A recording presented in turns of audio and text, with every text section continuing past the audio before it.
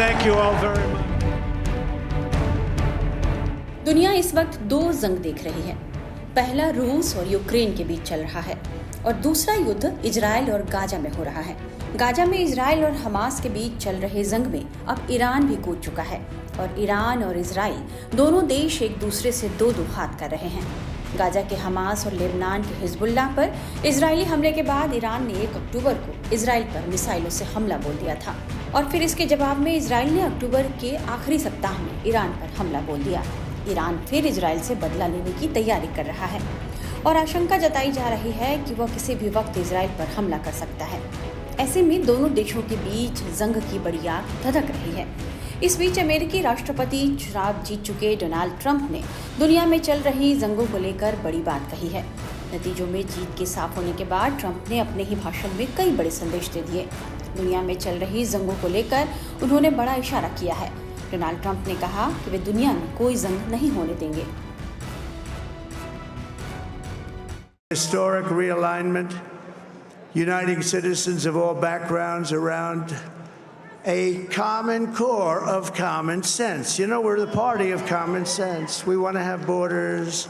We want to have security. We want to have things be good, safe. We want great education. We want a strong and powerful military, and ideally we don't have to use it. You know, we had no wars. 4 years we had no wars, except we defeated ISIS.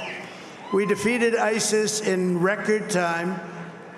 But we had no wars. They said, he will start a war. I'm not going to start a war. I'm going to stop wars. But this is also a massive victory for democracy and for freedom.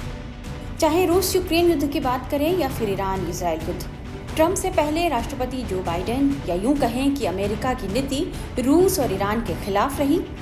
एक तरफ रूस Ukraine जंग में America Ukraine का साथ दे रहा है तो ईरान इजराइल युद्ध में इजराइल का। रूस यूक्रेन युद्ध की बात करें तो यूक्रेन पर रूस को हमला किए 2.5 साल से ज्यादा वक्त बीत चुका है। इसके बावजूद इस युद्ध के समाप्त होने की कोई संभावना नजर नहीं आ रही। इस जंग के कारण शीत युद्ध के बाद एक बार फिर रूस और पश्चिम के बीच सबसे बड़ा टकराव भी शुरू हो चुका है। अमेरिका और अन्य पश्चिमी देश शुरू से इस युद्ध में यूक्रेन का साथ दे रहे हैं। इतना ही नहीं, अमेरिका और अन्य पश्चिमी देशों ने तो रूस पर कई आर्थिक प्रतिबंध भी लगा रखे हैं और यूक्रेन को हथियारों से लेकर कई तरह की मदद भी पहुंचाई है। वहीं ईरान के साथ युद्ध में भी अमेरिका इजराइल के साथ खड़ा नजर आ रहा है। उसने अपने कई महत्वपूर्ण हथियार इजराइल में तैनात कर दिए हैं। अमेरिका ने इजराइल में terminal high altitude area defence system third भी तैनात कर दिया है। इतना ही नहीं, अमेरिका ने ईरान को चेतावनी भी दी है कि वह इजराइल पर जवाबी कार्रवाई की गलती न करे। हालांकि रूस यूक्रेन युद्ध रुकवाने में डोनाल्ड ट्रंप की भूमिका को लेकर अटलांटिक काउंसिल के Scowcroft Center for Strategy and Security के उपाध्यक्ष मैथ्यू क्रोनिंग, जो रिपब्लिकन विदेश नीति पर कई किताब लिख चुके हैं, उन्होंने एक अहम बयान दिया था। उन्होंने अपने एक बयान में कहा कि डोनाल्ड ट्रंप यूक्रेन युद्ध रोकना चाहते हैं। वो कहते हैं कि ट्रंप बयान दे चुके हैं कि वो जेलेंस्की से कहेंगे कि वो समझौता करें वरना अमेरिका सहायता रोक देगा। वहीं वो पुतिन से भी कहेंगे कि वे समझौता कर ले, नहीं तो अमेरिका यूक्रेन को पहले से अधिक सहायता देना शुरू कर देगा। ट्रंप ने अपने ताज़ा भाषण के दौरान इजराइल और यूक्रेन जंग की तरफ इशारा करते हुए कहा कि मैं युद्ध रोकने जा रहा हूँ, अब कोई जंग नहीं होने देंगे।